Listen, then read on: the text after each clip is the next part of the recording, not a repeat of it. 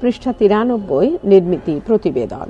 প্রতিবেদন সংবাদপত্রে প্রকাশের জন্য কোনো ঘটনা, বিষয়, অনুষ্ঠান, খেলা বা যে কোনো সংবাদকে জানানোর বিষয়কে প্রতিবেদন বলা হয়। ইংরেজি শব্দ রিপোর্টকে বাংলায় প্রতিবেদন বলা হয়। এছাড়া কোনো প্রতিষ্ঠান, সংগঠন বা সংস্থার নানা কাজের বিবরণকেও প্রতিবেদন বলা যায়। এইসব বিষয় লিখে নিয়ে সংস্থার বা সংগঠনের ব্যক্তিদের জানানোর প্রক্রিয়াকেও প্রতিবেদন বলা হয়। প্রতিবেদন নানা বিষয়কে নিয়ে লেখা হয়। রাজনৈতিক, সামাজিক, সাংস্কৃতিক, খেলাধুলো, বিজ্ঞানের আবিষ্কার, অনুসন্ধান, অপরাধ, শিক্ষা, নাটক, চিকিৎসা, চলচ্চিত্র ইত্যাদি যে কোনো বিষয়কে পরিবেশন বা তার সম্পর্কে কিছু বলাই প্রতিবেদন। এই জন্য প্রতিবেদন রচনার আগে কয়েকটি বিষয়ে সম্পর্কে বিশেষ সচেতনতা প্রয়োজন এবং প্রদত্ত বিষয়সমূহ অনুশীলন করলে ভালো প্রতিবেদন রচনা সম্ভব বলে ভাবা যেতে পারে। নিম্নলিখিত বিষয়ে ব্যতীত ভালো প্রতিবেদন রচনা অসম্ভব। এগুলি হলো: 1. প্রতিবেদনের ভাষা হবে সহজ সরল, সমস্ত পাঠকের কাছে যাতে গ্রহণযোগ্যতা পায় সেই জন্য ভাষার গাম্ভীর্য প্রয়োজন নেই। 2. প্রতিবেদন হবে তথ্য নির্ভর, রচয়িতাকে ভাবতেই হবে যে বিষয়ে তিনি পরিবেশন করবেন তার মধ্যে যুক্তি নির্ভরতা এবং নির্দিষ্ট তথ্য যেন অনিবার্য থাকে। 3. প্রতিবেদনের একটি শীর্ষ নাম থাকবে এবং তা সম্পূর্ণভাবে বিষয় নির্ভর হবে। 4. প্রতিবেদনকে দুটি পর্যায়ে ভাগ করা দরকার। প্রথমাংশে বিষয়টি বলতেই হবে এবং দ্বিতীয় ভাগে বিশ্লেষণ বা মূল্যায়ন থাকবে। 5. এখানে একই কথা বা একই বিষয়ে বারবার বলা হবে না, এতে লেখার গুরুত্ব নষ্ট হয়। 6. এই রচনায় নিরপেক্ষতা বজায় রাখতেই হবে। পাঠক বিশ্বাস করুন বা না করুন, রচনাকারকে নির্দিষ্ট বিষয়টি পরিবেশন করতে হবে। 7. এই লেখায় কারো মতকে বিকৃত করা, তিরস্কার, কটূক্তি, অপমানকর ভাষা ব্যবহার একান্ত বর্জনীয়। 7. প্রতিবেদনটি এমন হতে হবে যাতে প্রতিবেদনের রচনাকারের ব্যক্তিগত ভাবনার প্রতিফলন না ঘটে। 9. প্রতিবেদন রচনার আগে আমরা প্রতিদিন যে সংবাদপত্র পাঠ করি এবং সেখানে কিভাবে বিষয়সমূহ বলা হয় তার প্রতি আগ্রহী হয়ে নিয়মিত সংবাদপত্র পাঠ করতে হবে। 10. প্রতিবেদন রচনায় তৎসম শব্দ বর্জন, উদ্ধৃতি চিহ্নের মধ্যে বক্তব্য বিষয়ের বারবার ব্যবহার সম্পর্কে সচেতন হতে হবে। প্রতিবেদনের জন্য 5 নম্বর নির্ধারণ করা আছে এবং এর অবয়ব মাত্র 10টি বাক্যে সমাপ্ত হবে। পৃষ্ঠা 94, প্রতিবেদন রচনার নমুনা। 1. জল আলো নেই কালিম্পংয়ে। বিশেষ সংবাদদাতা, কালিম্পং, 3রা জুলাই। পাহাড়ে বিপর্যয় কাটছেই না। শুক্রবার ফের পাহাড়ের 3 জায়গায় ধস নেমেছে। সেই সঙ্গে পাল্লা দিয়ে চলছে অবিরাম বৃষ্টি।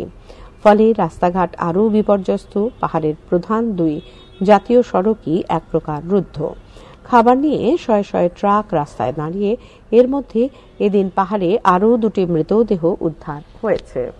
এদের নাম দীপরা শর্মা এবং শ্রেয় শর্মা। জেলা প্রশাসন থেকে মৃত্যুর সংবাদ নিশ্চিত করা হয়নি।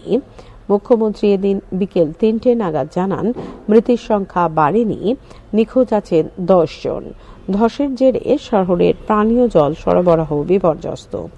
বিদ্যুতের অনেক খুঁটি ভেঙেছে, রাস্তাঘাট নষ্ট হয়েছে। ফলে যোগাযোগের সমস্যা যেমন হচ্ছে তেমন পাহাড়ের বেশিরভাগ এলাকা অন্ধকার।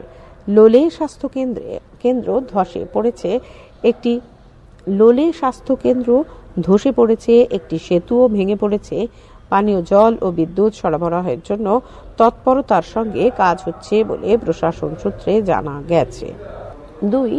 মেসির পরিবারকে হেনস্থা। সান্তিয়াগো, 5ই জুলাই। কোপা আমেরিকায় চিলি চ্যাম্পিয়ন হলেও চূড়ান্ত অসভ্যতা করলেন দেশের সমর্থকরা। হেনস্থা করলেন মেসির পরিবারকে। তারা এস্তাদিও নেসিওনালের ভিভিআইপি বক্সে খেলা দেখছিলেন। মেসির বড় দাদা রড্রিগোকে প্রথমে কিছু একটা ছুঁড়ে মারা হয়।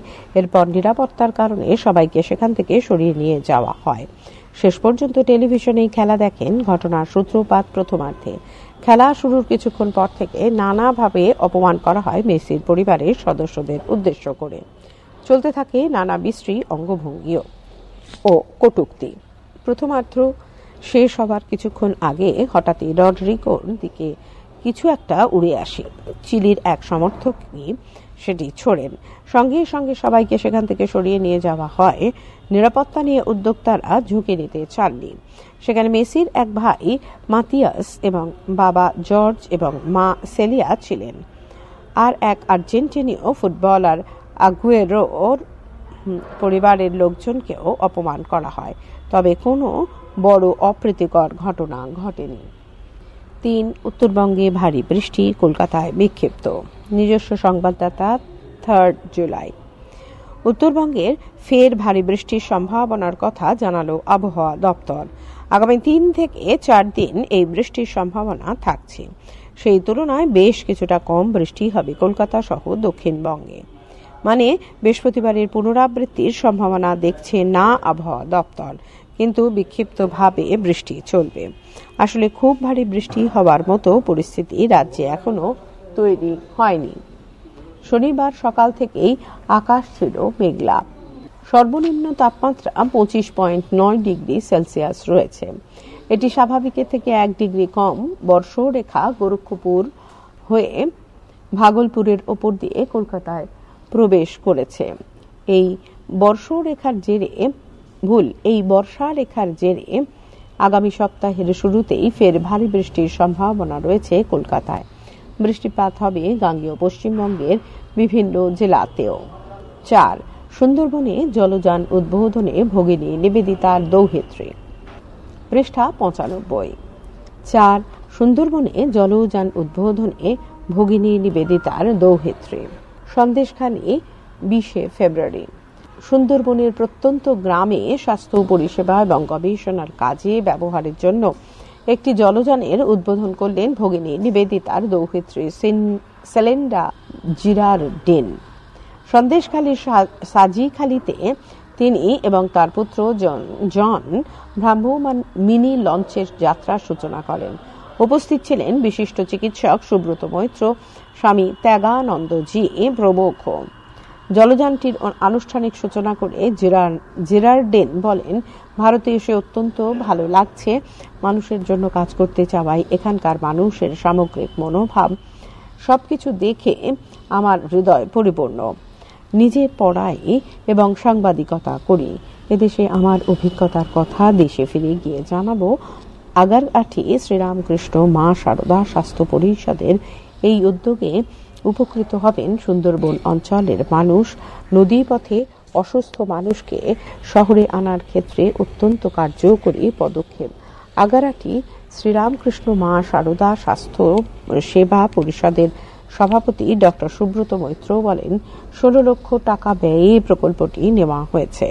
চিকিৎসা পরিষেবা ছাড়াও সুন্দরবন বিষয় গবেষণা, শিক্ষামূলক ভ্রমণের কাজেও জলযানটি ব্যবহার করা হবে। 5. ফের সততার নজির অটো চালক পুলকের। নিজস্ব সংবাদদাতা 19 জুন। ভালো কাজের মতো আনন্দ বোধহয় আর কিছুতেই নেই। সেজন্য তিনি বারবার ভালো কাজ করে চলেন নেশার মতো।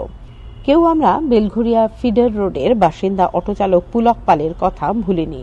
সংসারে প্রচন্ড অর্থ কষ্ট থাকা সত্ত্বেও 1 বছর আগে অটোতে ফেলে যাওয়া 16,000 টাকা ফিরিয়ে দিয়েছিলেন অটো যাত্রীকে। কাগজে কাগজে পুলক বাবুর ছবি দিয়ে খবর বেরিয়ে গিয়েছিল। মিডিয়া পুলক বাবুকে নিয়ে মেতে উঠেছিল। একজন সৎ মানুষ হিসেবে পুলক বাবুর নাম ছড়িয়ে পড়েছিল চতুর্দিকে। 1 বছর ঘুরতে না ঘুরতে ফের ভালো কাজ করার সুযোগ এসে গেল সেই পুলক বাবুর কাছে। রবিবার বেলুড়ের এক যাত্রী তড়িঘড়ি ট্রেন ধরার জন্য তাড়াহুড়ো করে তার একটি ব্যাগ অটোয় ফেলে চলে যান। যাত্রীটি নেমে যেতেই অটোচালক পুলক পাল দেখতে পান অটোর মধ্যে একটি ব্যাগ পড়ে আছে। অনেক খুঁজেও তাকে দেখতে পাননি তিনি। ব্যাগ খুলতেই দেখেন লক্ষাধিক টাকা, সোনার চেন, একটি ল্যাপটপ, একটি মোবাইল এবং দরকারি কাগজপত্র। তিনি সমস্ত কিছু নিয়ে অটো ইউনিয়ন অফিসে জমা দেন। পুলকবাবুর সততার জন্য সমস্ত কিছু ফিরে পান যাত্রীটি। পৃষ্ঠা 96। হাতে কলমে। এক অভিনেত্রীর বাড়ি চুরির কিনারা করল পুলিশ। 2 স্কুল ছাত্রদের জন্য নাট্য কর্মশালা।